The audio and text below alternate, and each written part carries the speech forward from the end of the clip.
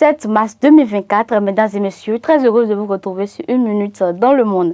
Après des semaines de crise, l'élection présidentielle aura lieu fin mars. Les Sénégalais devraient finalement élire leur 5e président fin mars après une brutale accélération des événements le mercredi 6 mars dernier dans la grave crise politique causée par le report de dernière minute du scrutin. La présidence annonçant que le premier tour aurait lieu le 24 mars, le Conseil constitutionnel le fixant lui au 31 mars. L'élection aurait lieu en tout cas avant l'expiration du mandat du président Macky Sall le 2 avril, l'un des éléments primordiaux de la crise, un large front de l'opposition et de la société civile soupçonnant Macky Sall de chercher à s'accrocher au pouvoir. La présidence sénégalaise a acté cette brusque évolution du calendrier en annonçant dans la soirée que le Premier ministre Amadou Ba était libéré de son poste pour mener sa campagne. Il est remplacé par le ministre de l'Intérieur, Sidiki Kaba, a dit un porte-parole. Les chefs des armées du Niger, du Mali et du Burkina Faso, 3 régimes militaires regroupés au sein de l'Alliance des États du Sahel, AES, ont annoncé hier mercredi 6 mars à Niamey la création d'une force conjointe pour combattre les groupes djihadistes qui les frappent.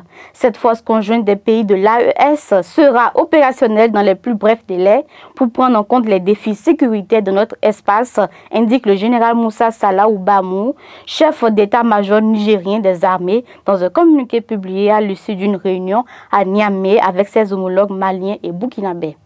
Les contours et les effectifs de cette force n'ont pas été précisés. Je cite, « Nous sommes convaincus qu'avec les efforts conjugués de nos 3 pays, nous parviendrons à créer les conditions d'une sécurité partagée », fin de citation, a assuré le général Barmou. Il a souligné que les 3 armées étaient parvenues à élaborer un concept opérationnel qui permettra d'atteindre les objectifs en matière de défense et de sécurité dans l'immense territoire des 3 pays. Poursuivons cette série d'informations avec la France. Bientôt des réparations financières pour les personnes condamnées pour homosexualité. Après le Sénat, l'Assemblée a approuvé à l'unanimité en première lecture hier mercredi 6 mars 2024 une proposition de loi visant à reconnaître et réparer les préjudices subis par les personnes homosexuelles du fait des lois discriminatoires en vigueur entre 1942 et 1982.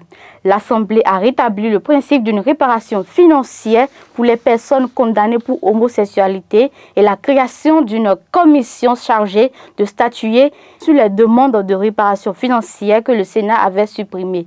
Le texte porté initialement par le sénateur Hussein Bourgi a fait l'objet d'un très large consensus.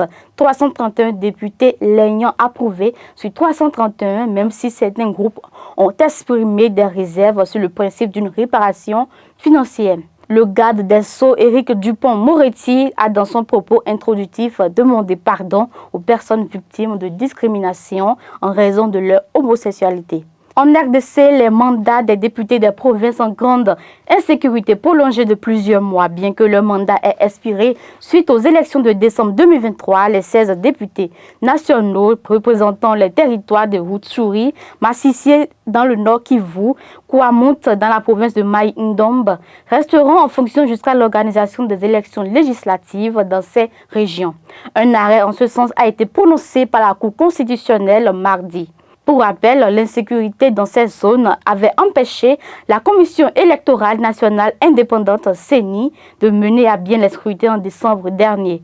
Insécurité qui affecte toujours cette région de la RDC. Pour sa part, la CENI, tout en se préparant à se déployer, souligne l'importance de la sécurité pour mener à bien le processus électoral dans ces conditions difficiles.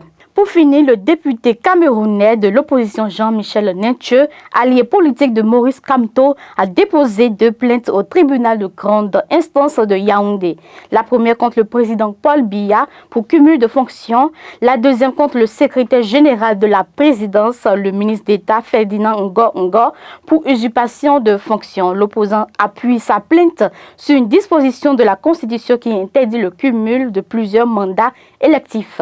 Un cadre du RDPC, le professeur Laurent-Charles Boyomo Assala, déclare que le parti ne va pas rentrer dans ce débat qui pour lui n'est que de la pure distraction.